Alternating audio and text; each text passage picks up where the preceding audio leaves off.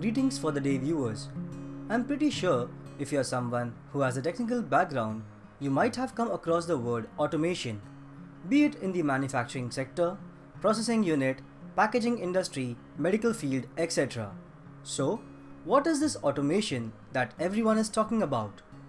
Well, automation can be defined as anything and everything that can be done on its own without or very less human intervention. Automation is a gift to transfer your labor's work from being working on the machine to supervising the machine. For example, let's take the washing machine. Earlier generations of washing machines had to be first filled with water, then you put your laundry, add the soap and fabric softener, set the wash time, and once the wash is done, drain the water, switch on the dryer mode, and so on and on. Sounds a lot, right? Yes, it was a tedious procedure requiring human intervention at each step. But now, to operate a washing machine is way simpler. Just dump the clothes, switch it on, then everything happens by itself. The modern and automatic washing machines can detect the amount of clothes, fill the necessary amount of water, add the adequate amount of detergent, spin for the exact amount of time, and drain the water, all by itself, just by pushing a button. All it takes is a little push. Similarly, when you go for a car wash, do you feel that there's someone with a brush and soap to wash your car? Gone are those days. Even that process is automated.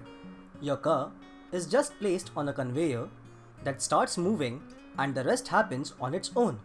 The procedure followed is the same, just that it's done automatically. So, what is needed, how is it done, and what else can be automated?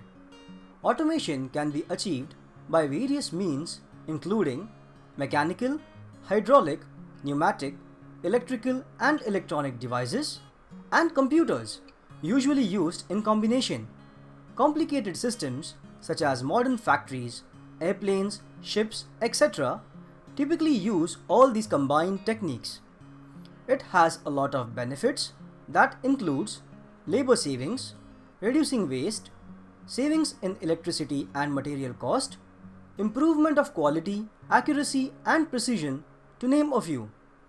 Most manufacturing plants nowadays make use of some automated processes in the form of robotic assembly lines so as to reduce the labor cost and to avoid human errors.